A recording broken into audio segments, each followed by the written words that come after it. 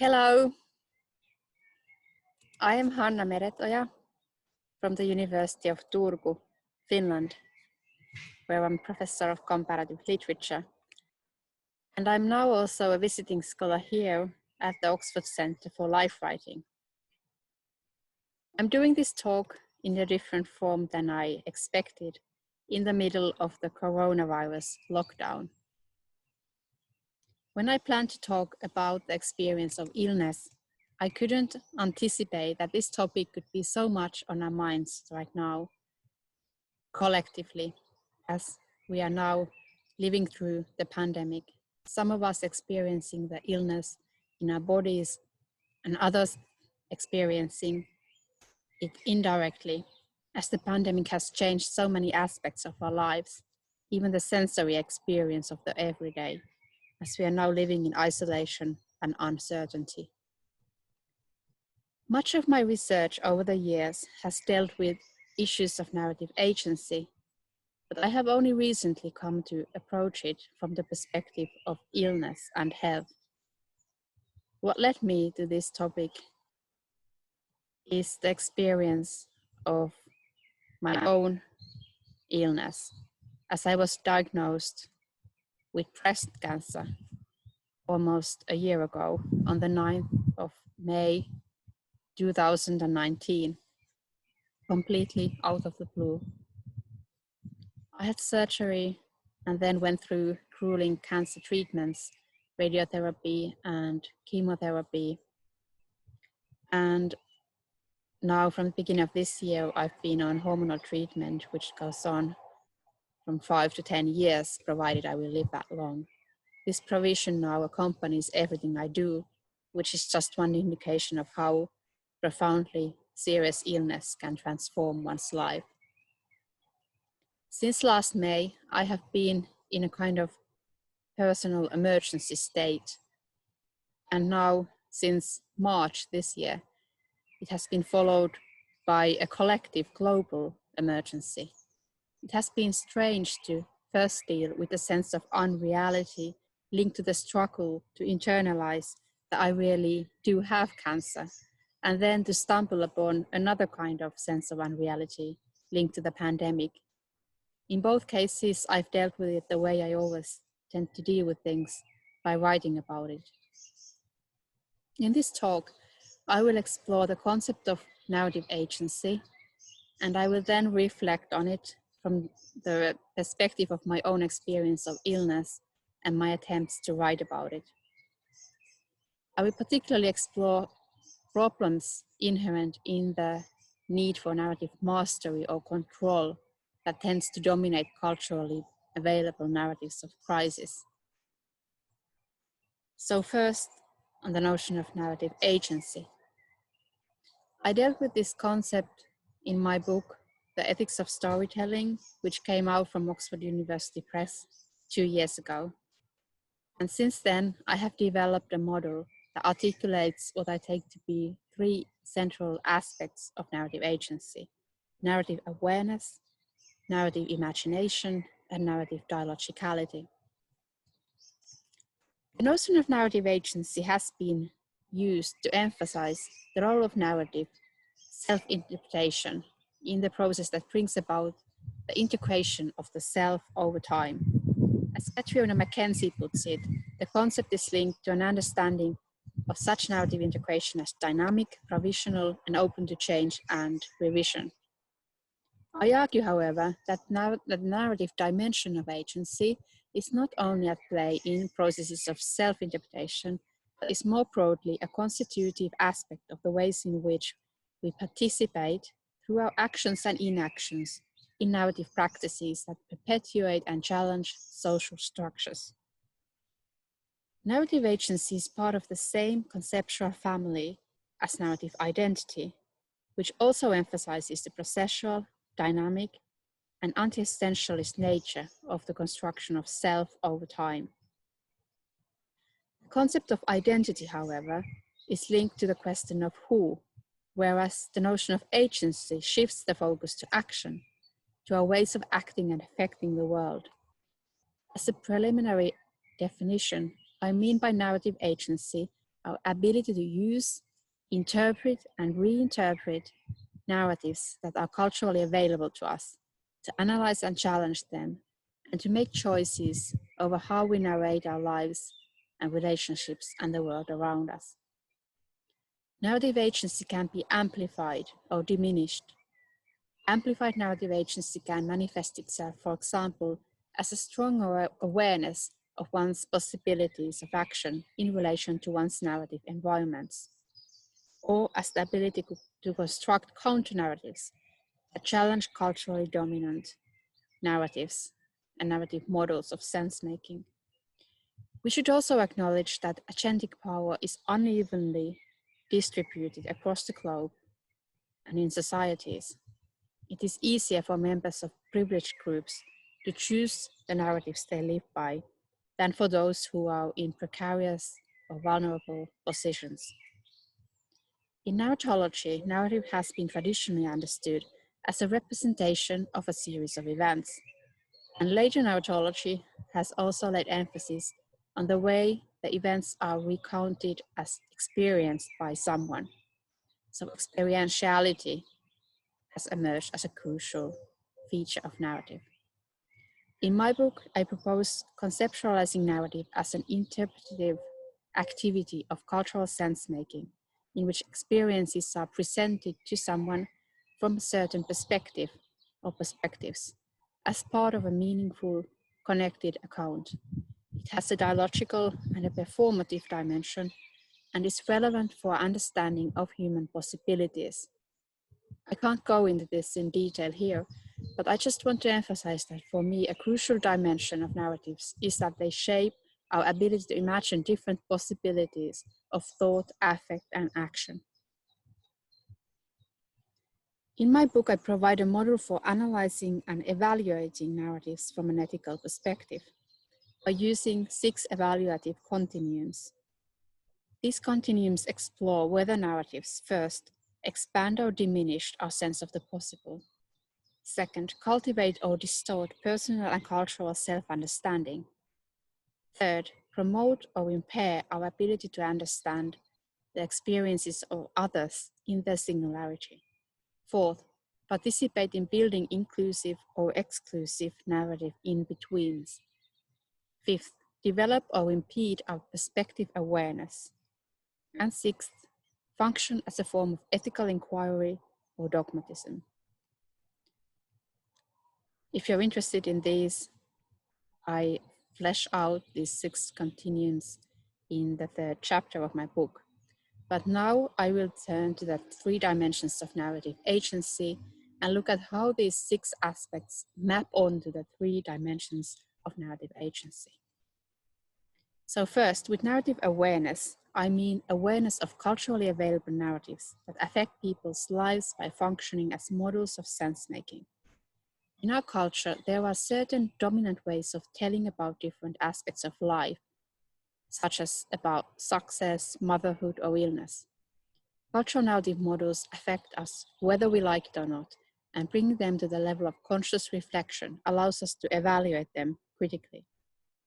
Narrative awareness involves narrative self-understanding and narrative perspective awareness.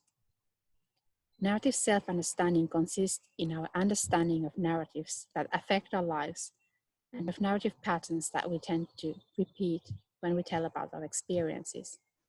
Narrative scholars have debated whether our sense of who we are is shaped more by so-called small stories, situational stories linked to everyday interaction, such as stories we share over dinner or in social media, or by a life narrative concerning the whole life course, that is, taking stock type of introspective narratives. However, these two are inextricably intertwined. Our narrative self-understanding shapes both how we share small stories in everyday social interaction and how we make sense of the overall direction in which our lives are heading. Moreover, our personal ways of narrativizing things are linked to broader cultural, historical mentalities and what Raymond Williams calls structures of feeling.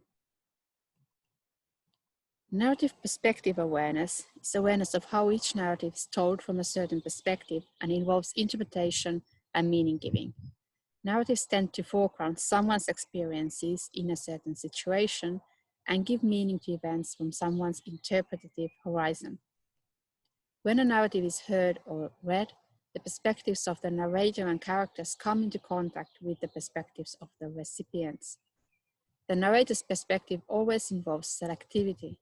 By choosing something to be told, something else is left out. Perspective awareness involves awareness of how each story can be told differently from someone else's perspective, interpreted by someone else. Second, narrative imagination refers to our ability to imagine beyond what appears to be self-evident in the present, and to creatively and critically engage with cultural narrative models. The notion has been discussed by several narrative scholars, from Martin Nussbaum to Jens Brockmeyer, who links it to a creative what-if dimension of our everyday practical actions, and to Molly Andrews, who describes imagination as a social faculty at work when we think about our lives as they have been led and as they might be led. Mark Freeman associates it with narrative reflection on the goals and objectives that direct one's actions and with imagining one's future self, a self that will be or should be. For me, two key aspects of narrative imagination are what I call a sense of the possible and ethical inquiry. With a sense of the possible, I mean our sense of how different worlds function as spaces of possibility in which certain experiences, affects, thoughts, and actions are possible and others impossible or unlikely. The sense of the possible also refers to our ability to imagine how things could be otherwise. The ability to imagine different possibilities promotes undogmatism, which is crucial for our ability to engage in ethical inquiry with an open mind. Hanske Gadamer explores undogmatism as a requirement for finding new modes of asking questions. Questions open up a space of possibilities in which things can appear in a certain way. They invite us to reflect on how things could be otherwise. Narratives can function in the mode of ethical exploration if they are characterized by narrative openness, that is, undogmatic willingness to let go of one's favorite narratives and look at things from the perspective of a multitude, plurality of narratives. This creates conditions for genuine dialogue between different perspectives. And then third, narrative dialogicality refers to how we become who we are in relation to other agents in the world. That is, in a fundamentally dialogical and relational way. Narrative dialogicality means our ability to enter in a dialogue with others and their stories. Representatives of the dialogical self-theory have emphasized that we are constituted in dialogical relations with other people by internalizing the voices of our significant others, so that we entertain a dialogue between different voices within us. Important theorists of dialogicality also include Mikhail Pachtin and Charles Taylor, who argues that we are constituted in a dialogical relation to narrative webs in which we are entangled. Although all narratives are dialogical in a certain sense, as they take shape in conversation with other narratives, some narratives are particularly dialogical by emphasizing how every story can be told from a multitude of perspectives. Narrative dialogicality involves the ethical dimension of encouraging encountering the other and transformative potential linked to creating new intersubjective spaces or narrative in-betweens. In a strong sense, dialogical encounters imply the ability to encounter the other as a singular subject without appropriating the other with one's own concepts and theories and narratives. In a dialogical relationship, we are responsive to the other. We react to what they have to say, we listen and are willing to change our preconceptions. What I've called non-subsumptive narratives function in the explorative mode. Instead of subsuming the other under a pre-given mode, they engage with the singularity of the other's experience by being fundamentally open to the other. That requires the ability to listen and be responsive, to be exposed to the other. Narrative dialogicality also involves the ability to participate in creating new intersubjective narrative spaces, narrative in-betweens that make it possible for us to imagine new kinds of relationships and communities, and therefore to create conditions for new forms of solidarity and social change. I will now turn to the issues of illness. Illness is, of course, a major challenge to agency. When we fall ill, we are not only agents, but also sufferers. Illness happens to us rather than is of our own making. For me, perhaps the biggest challenge in dealing with breast cancer has been the challenge of undergoing something so enormous that I have so little power to affect, and to learn to accept that lack of control. I have been struck by how scarce culturally available resources there are for dealing with that kind of experience. And this has been an important starting point for my own process of writing. Writing is, of course, a way of practicing agency. And an aspect of that agency is narrative agency, because it involves narrating one's experiences and critical engagement with culturally available narrative models. In the recent years, I've become increasingly interested in exploring more personal ways of writing than traditional academic writing. In my last book, The Ethics of Storytelling, which appeared in the Oxford series, Explorations in Narrative Psychology, the series editor encouraged me to explore that kind of more engaged ways of writing, and I really enjoy that. And now my own illness has made it feel even more important, because it has made it so evident to me that we always write from a certain embodied situation in the world and draw on our own life experiences, even in our most theoretical thinking. So I now feel like I want to make that personal dimension of thinking and writing visible and no longer hide behind abstractions. So over the past year here in Oxford, I've explored ways of life writing that move somewhere between fiction writing, autobiographical writing, and academic writing. For some years, I have been working on a semi-autobiographical novel with the working title Sea Stories.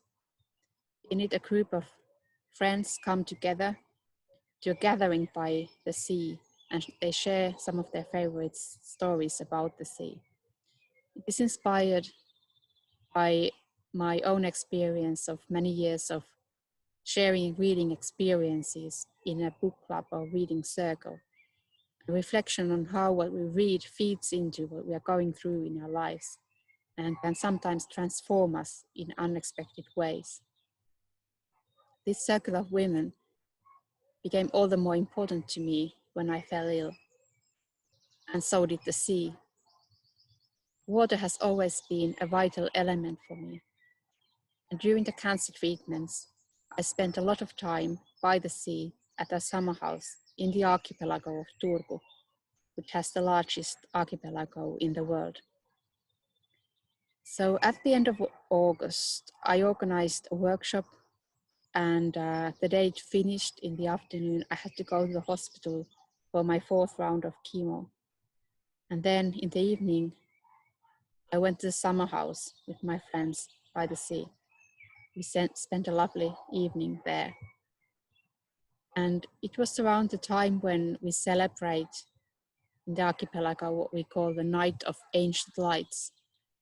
People light fires to remember the past generations who lived by the sea and with the sea.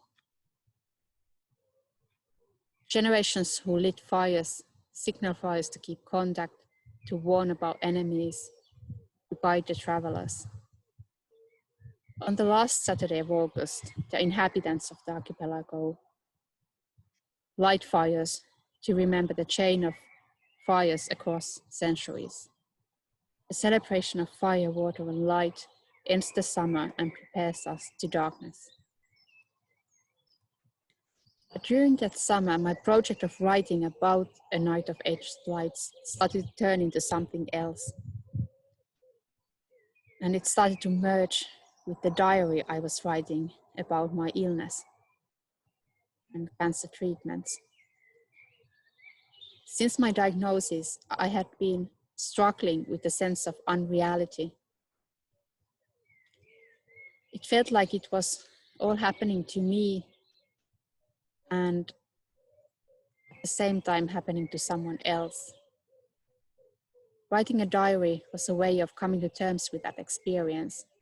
As I was writing, at some point I tried thinking of the person whose experiences I was writing about as a character in a story. I kept shifting between the first person and the third person. I think there is something in that very shifting, in the oscillation, in the space between the two, that is inherent to the experience of a crisis like serious illness. It happens to me, and at the same time it feels like it's happening to someone else. Writing allowed me to explore that uncertain space in which neither personal pronouns nor tenses keep stable. And then, over the summer, the story of illness started to merge with the story of the sea. The woman who organizes the party has just heard that she has breast cancer, but she still wants to go ahead with the party. Knowing that she may die gives the gathering a certain sense of urgency. When she planned the party, she wanted it to be a special night of the ancient lights, and now she wishes it weren't so special. It would be just a part of the regular cycle of seasons. I read from the manuscript. Instead, she is here now, thrown out of the cycle of time, from everything she thought she knew. She has woken up too early, in a state of alertness and agitation that has kept her awake since her life as she knew it collapsed, shrank into a point-like state here and now, without a past or a future. Now she wakes up every morning to a sense of abyssal horror, to an attempt to keep away for one more moment, the knowledge that arrives inevitably. The nightmare that strangled her in the dark of the night was not a bad dream, but her new reality. It will not go away.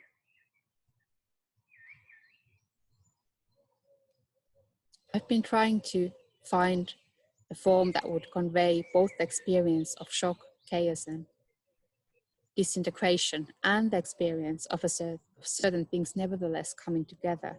Things like people, stories, different layers of time. Writing about a gathering in the present tense is quite fit for that purpose.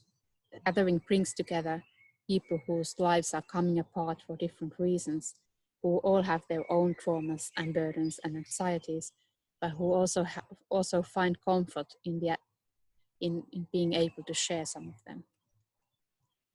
Arthur Frank, one of the key theorists of illness narratives, writes that chaos stories are not narratives, but anti-narratives. Living in the middle of the chaos makes it impossible to tell the story, as there is no reflective distance, and there is no mediation, only immediacy.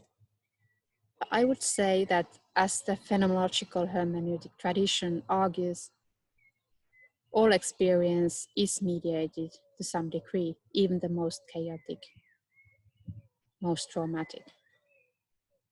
Experience is always multi-layered, even in the experience of now that seems cut off from the past and future.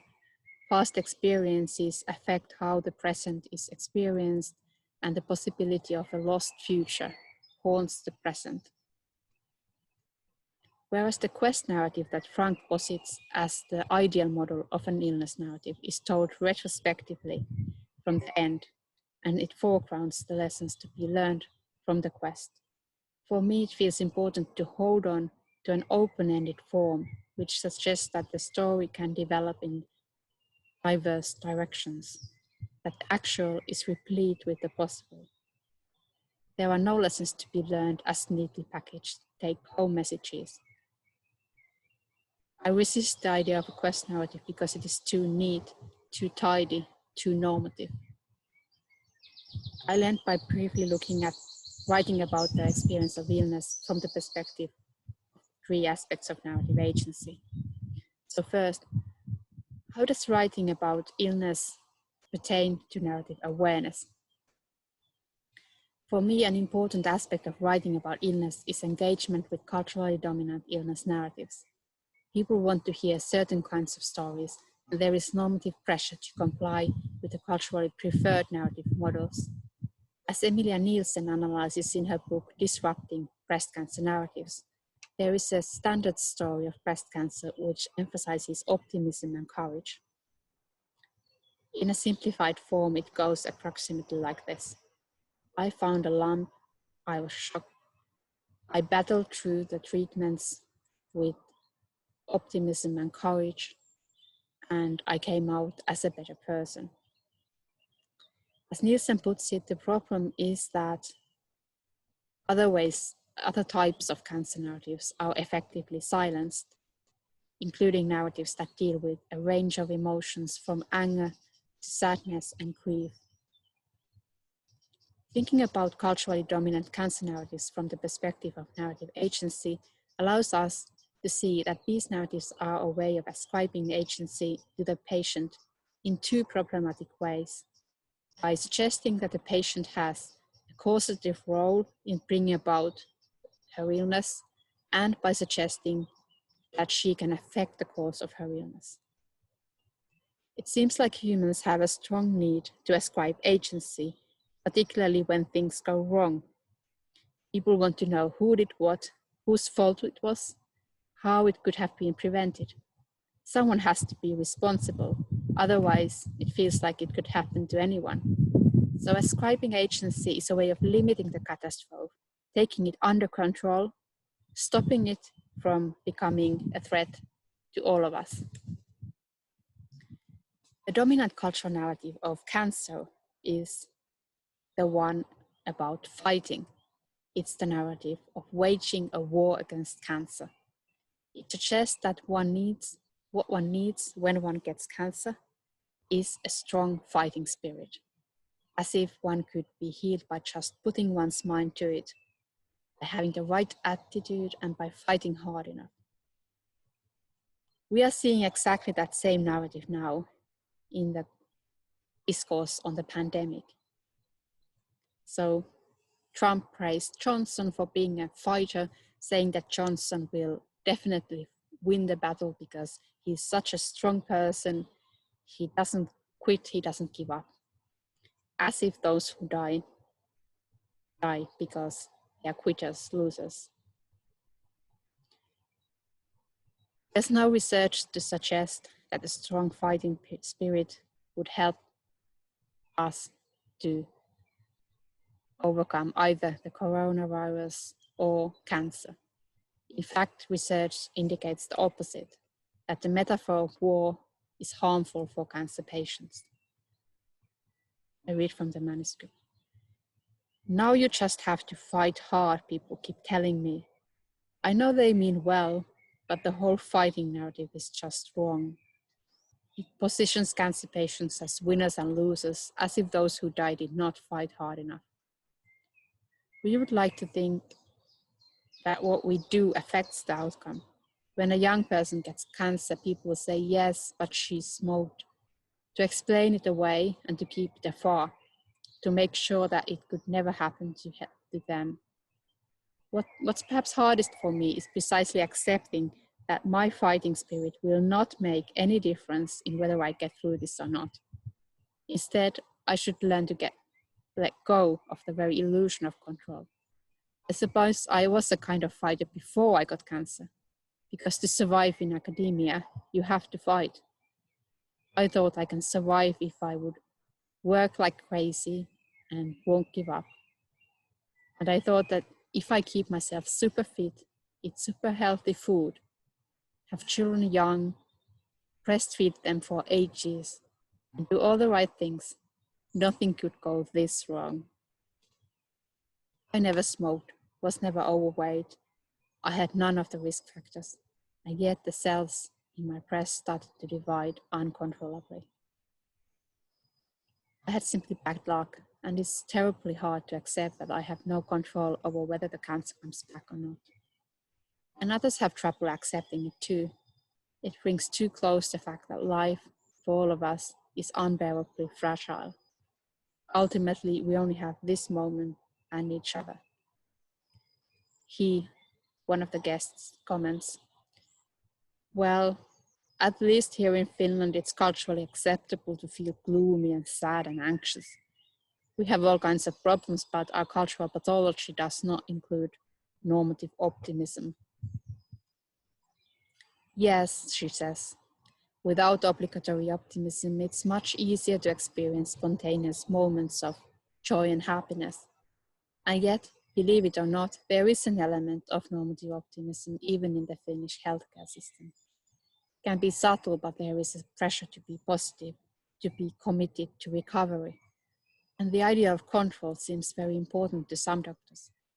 One of my doctors was very eager to sedate me in order to make sure there would be no awkward public display of excessive emotion. With the cancer diagnosis, she offered me mood medication. I read from my medical records later that apparently I have problems with adapting to the situation.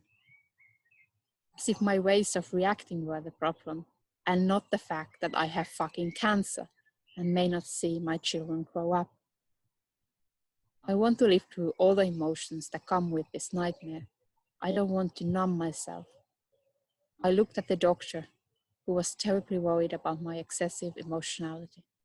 I remember thinking, that poor woman has never had a life-threatening condition, and so she is childishly anxious about the trivial matter, whether or not I might cry in public. Unquote. Engaging with culturally dominant narratives and the normative expectations they embody is a process of cultivating self-understanding by addressing issues such as what is it about these narratives that bother me? Why am I so uncomfortable with them? It has allowed me to articulate to myself things like normative optimism and confronting the illusion and ideal of control.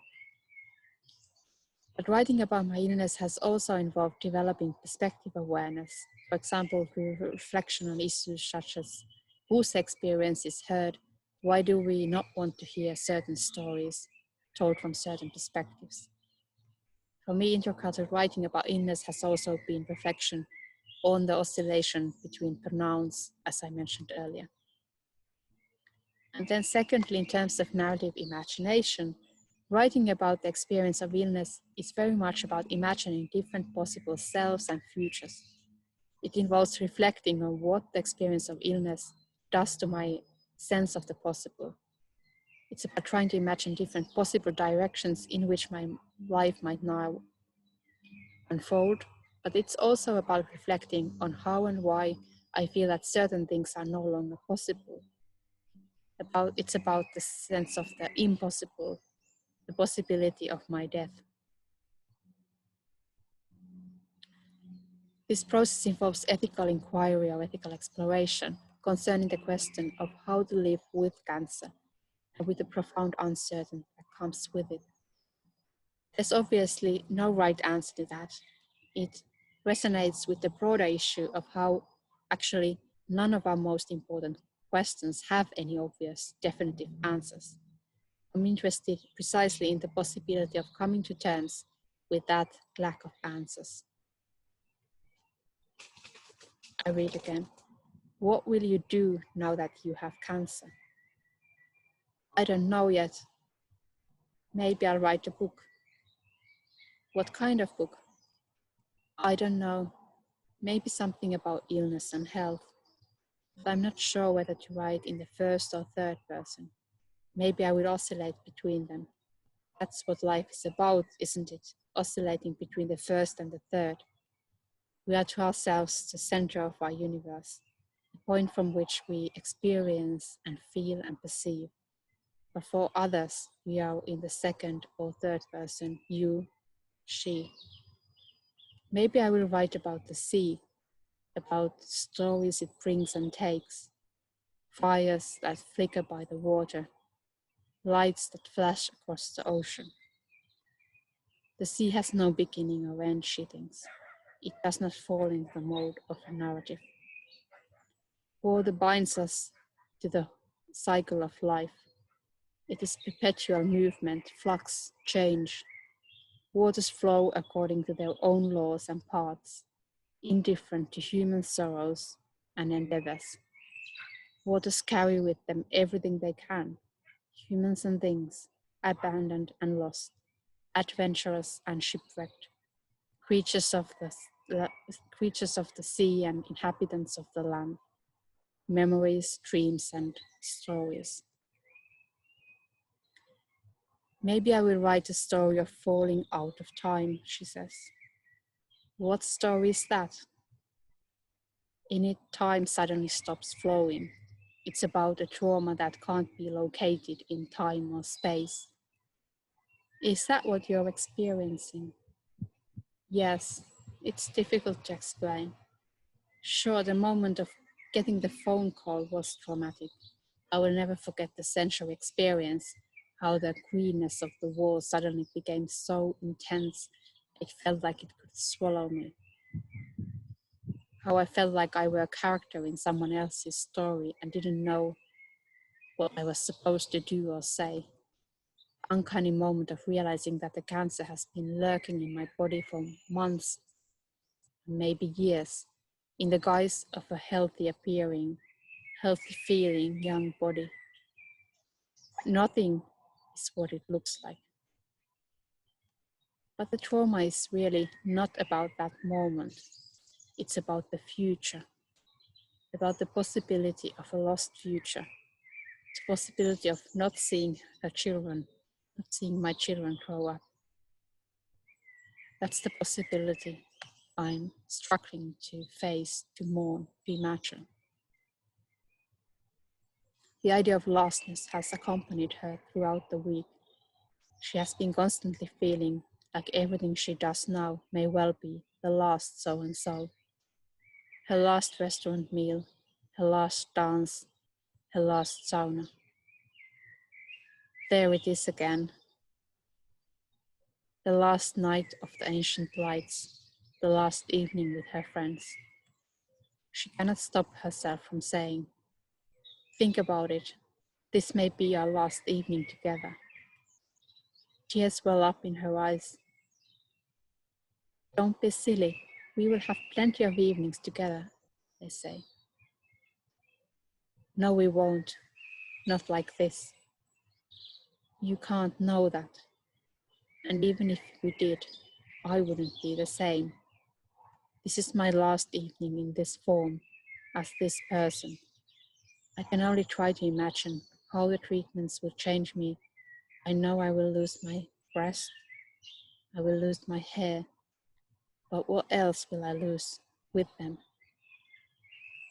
It's strange how we can only know afterwards. Which time was the last time, she adds. Only now I know that last summer was my last carefree summer, my last summer not yet overshadowed by cancer. I had no idea when I was living it. And so it is with so many things in life. We only know what we had when we lose it. Unquote. And then finally, thirdly, narrative dialogicality.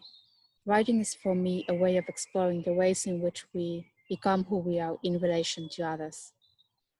I'm interested in how narratives can sometimes contribute to new forms of relationality, helping us imagine new forms of relationships, making room for more diverse and complex experiences, including experiences of illness. Narrative dialogicality involves understanding others and creating new narrative in-betweens. In my own writing process, having several characters in the narrative helps me deal with the fundamental relationality of all experience.